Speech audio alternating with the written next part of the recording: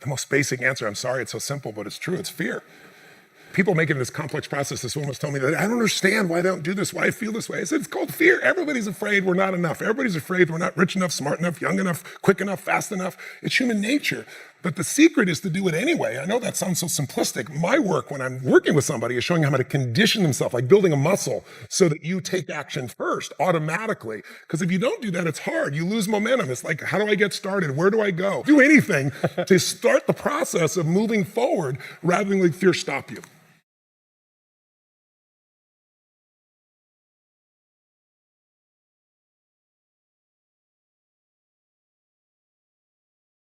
All of you have targets, things that you're after.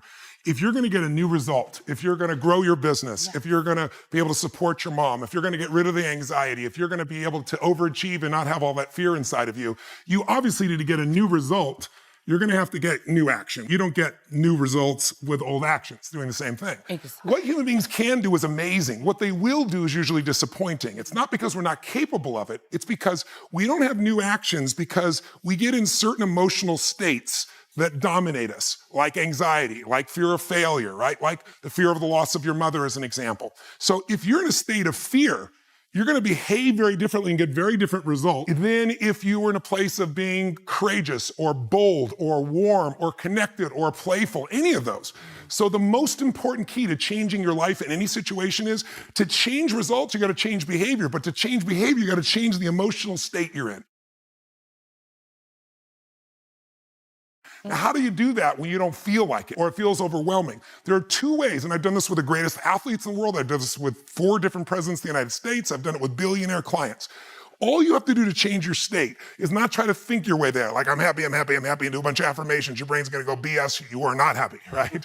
What you need to do is make a radical change in the way you use what we call your physiology. It's a big word, it just means the way you use your physical body. I've taught this for 40 years, and about 3 years ago, Harvard finally did a study where they proved what I did worked, and they called it these power positions. And what they showed was if you stand, everyone can try this, stand up just for a moment if you want, everybody at home can try it as well. So do something really silly. Put both your hands on your hips like Wonder Woman or Superman or that stuff, right?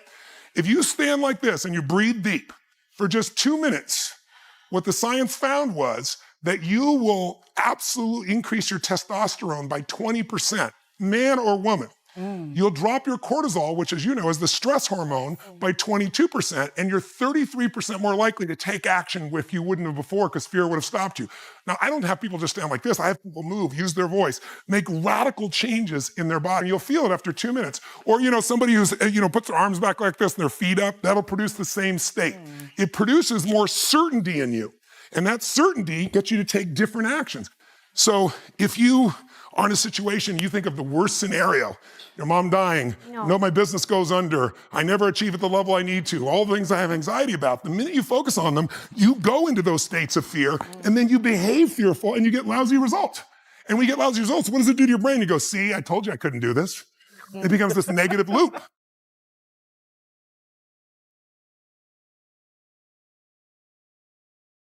So how do we break out of it?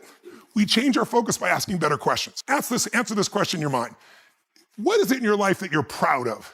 If there's something you could feel really proud of right now by focusing on it, your children, yourself, something you accomplished, you did, how many can think of something you could feel proud of? And I don't mean fake pride, ego pride, like where you're making things up. I mean, well, you really did something you're proud of. Good. Right now, close your eyes and focus on how it feels when you're really proud. Focus on that moment you're proud of. How do you breathe when you feel really proud? And if you're a little kid, what happens to your face when you're really proud? You don't hide it, right? There's that big smile on your face. Think of something that you could be really grateful for or excited. Pick either one. Something you could be grateful for, a person, a moment, or something if you wanted to that you could be excited about. Let's use excited for a moment. Okay. How many could think of something in your life that if you focused on it, you could feel excited? All right? Close your eyes. And just for a moment, all we're doing is changing your focus. Focus on what could excite you. Feel like it's really happening. Your mom's healing, you break through in the business, you're achieving the level you want. Anxiety is rid from my life. I'm on charge, I'm on top of it. How do you breathe when you feel really excited? Yeah. So if we change the state you're in, just by changing our focus or the way we use our bodies, it's gotta be a radical change, right? Here's my question for all of you.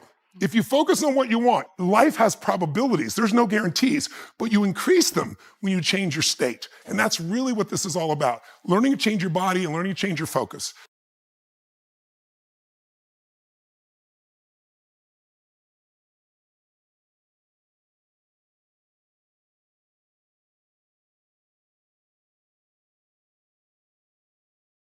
Somebody is really stressed out.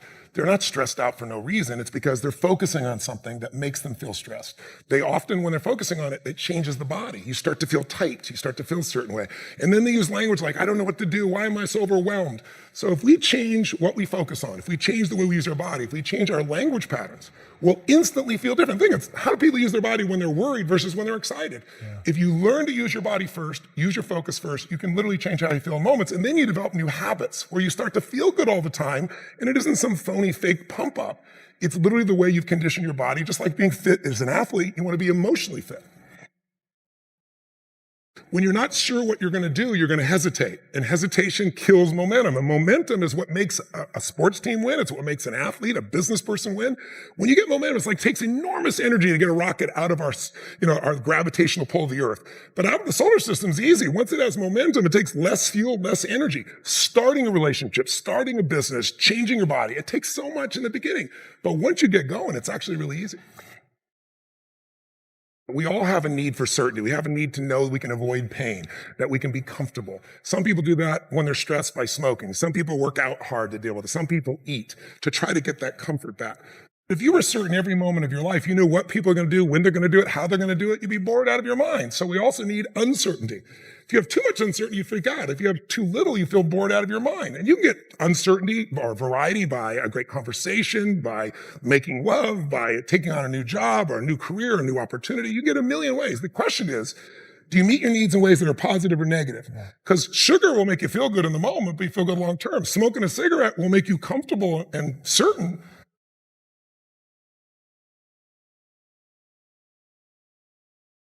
You see this in great actors or great entertainers. They'll come to me, and in the beginning, they work so hard to be significant, to be unique, to be special, to be important.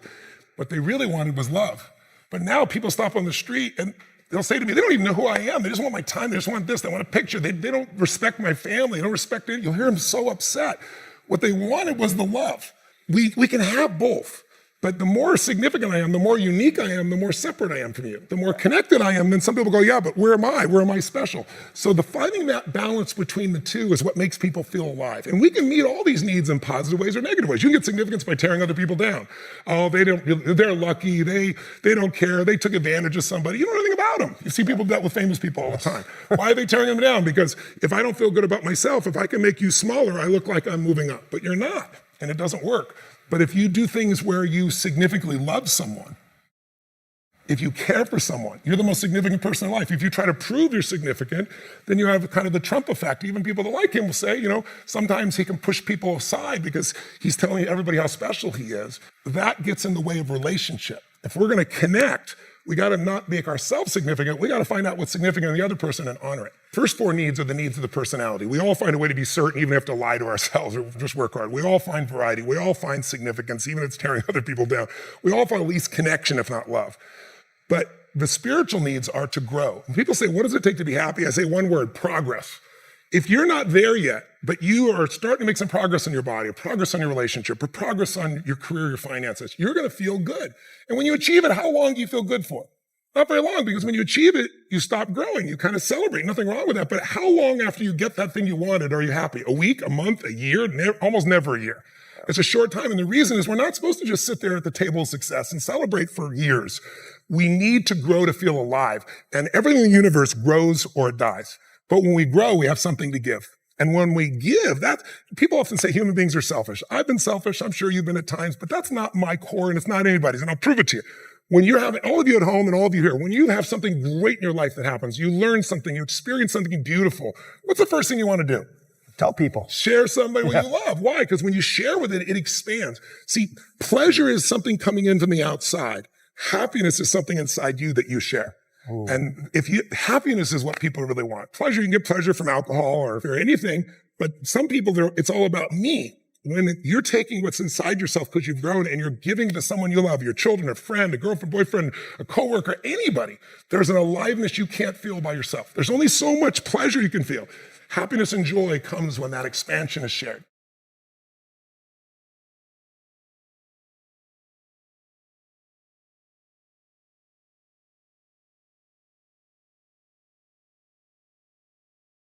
Well, if you want a breakthrough, not just a little change, you can change laterally. You can go from being pissed off to frustrated. Right. Doesn't help you much, right? But if you really want to change, most people are trying to change. Say you want to lose weight, and they want to make money. They go, how do I do it? They look for the strategy. But I'd like you to think of 3 S's. Strategy is where most people go first. Like, how do I do it? But how hard is it really truly to be fit and have energy? It's not that complex. It's not like reserved for the 1% or expensive to learn. You have to interrupt. You have to hide from the answers to those things. The real problem is the second S, story. They have a story that says it's a set of beliefs they tell themselves over and again. I've tried everything. Or if they're single, all the good ones are gone. Whatever the story is. And if you tell yourself a story over and over again, we convince ourselves. You always come up with a lousy story when you're in a lousy state. Yes. And so the number one thing I show people to do is how to change their emotional state. When you're feeling tired or frustrated, when you learn how to change your body so that you really feel excited and isn't fake, when you learn how to change your biochemistry, which is what I teach people to do, when you're upset with someone, do you ever notice how you can now remember everything that they've ever done that ever upset you, right? Yes. But when you're in love, what's wrong with life? What's wrong with anything? When you're in love, we have no money. Who cares? We're in love, right? So your emotional state controls the story you have about your life, and then your story determines whether you find a strategy, or even if you know the strategy, whether you really do it or not. When people say I tried, what they're really telling me is I have a story that says I should try this, but it's really not going to work. So I give it a half-reared attempt and it didn't work, and now I can tell people I tried. What you really got to do is learn to change your emotion, your state, change your story, and then you can find the strategy, or you can make the strategy to work. I constantly believe you got to feed your mind and challenge your body, because the mind-body works together. What stops people, as we said, is fear. Well, fear is physical. You feel it in your throat, your gut. But if you do something really physically strong on a regular basis, you develop a new emotional habit. And that emotional habit will get you to follow through and do things differently that people won't do. It's really not that complex. There are a few habits in your life that truly could change your whole life. I start every single day with this process called priming, training my brain to be in a peak state. So what I do every day is I prime myself for what I want rather than letting the environment control me. We've all had times when you snapped at somebody and you felt bad because it wasn't them, it was the state you're in, right? Well, there's no excuse for that. If you prime yourself, you set yourself up. But the way I did it is I do this process, and it's 10 minutes, I put some music on, I do this massive change in my breathing, so it radically changes the way I feel.